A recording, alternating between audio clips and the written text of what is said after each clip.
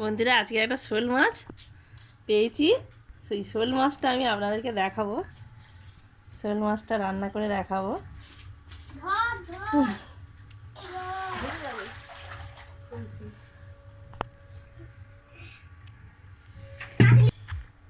এই যে শোল মাছ, এইটা আজ রান্না করে আপনাদেরকে দেখাবো। মেরে কেটে কিভাবে রান্না করতে হয় দেখাবো। মাছটা আমার কেটে নেওয়া হয়ে গেছে। আমি এবার নুন হলুদ মাখিয়ে রেখে দেবো। কড়াইতে তেল দিয়ে দিয়েছি। আমি শোল মাছগুলো ভেজে নেব। শোল মাছের মাথাগুলো এরকম চেলা করে নেবেন, নিলে কি হয় খুব সুন্দরভাবে ভাজা যায়।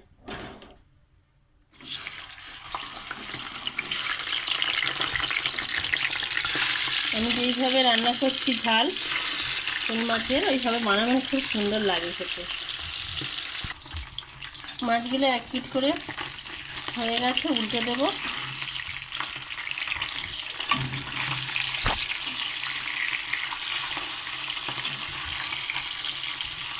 ভালো করে সুন্দর করে একটু লাল লাল করে ভেজে নিতে হবে। মাছগুলো ভালো করে ভেজে নেওয়া হয়ে গেছে, আমি তুলে নেব। কড়াইতে রসুন দিয়ে দিলাম, কাঁচা লঙ্কা দিয়ে দিলাম। রসুনটা হালকা লাল লাল হয়ে আসলে পেঁয়াজ, টমেটো আর আদাটা দিয়ে দিতে হবে। দিয়ে মশলাটা ভালো করে কষিয়ে নিতে হবে।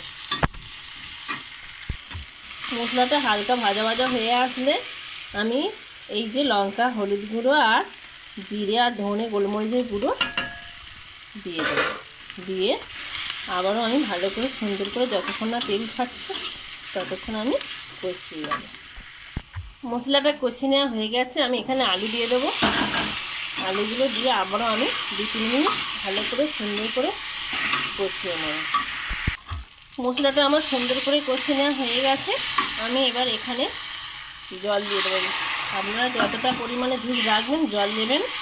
আমি একটু বেশি করবো না, অল্প মাখা মাখা করবো, সেই জন্য আমি 1 বাটি জল দিয়েছি। ঝোল আমার টকবক করে ফুটছে হয়ে এসেছে। আমি এবার শোল মাছের মুন্ডুগুলো আগে দিয়ে দেবো। দিয়ে একটু জুস ঢুকে গেলে বেশ ভালো লাগে এগুলো।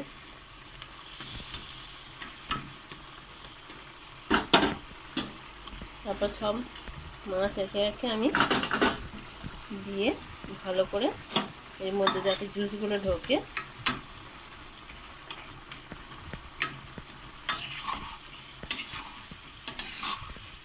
মাখা মাখা করছি, ভালো লাগবে খেতে। আপনারা এইভাবে অবশ্যই বাড়িতে ট্রাই করবেন এবং কমেন্ট করে বলবেন কেমন হয়েছে। আমার পুরো শোল মাছের ঝালটা পুরো রেডি হয়ে গেছে। আপনারা ইচ্ছা করলে শুধু পেঁয়াজ, রসুন, আদা দিয়ে করবেন, সেটাও খেতে খুব ভালো লাগে। আমরা একটু আলু খেতে ভালোবাসি বলে আলু দিয়ে করছি। এবার নামিয়ে নিয়ে দেখাচ্ছি কতটা সুন্দর হলো। দেখুন বন্ধুরা, কতটা সুন্দর হয়েছে তরকারিটা। খেয়ে দেখবেন অসাধারণ লাগে, এইভাবে বানিয়ে খাবেন। আজ এই পর্যন্ত, আবার অন্য কোনো ভিডিওতে দেখা হবে। নমস্কার।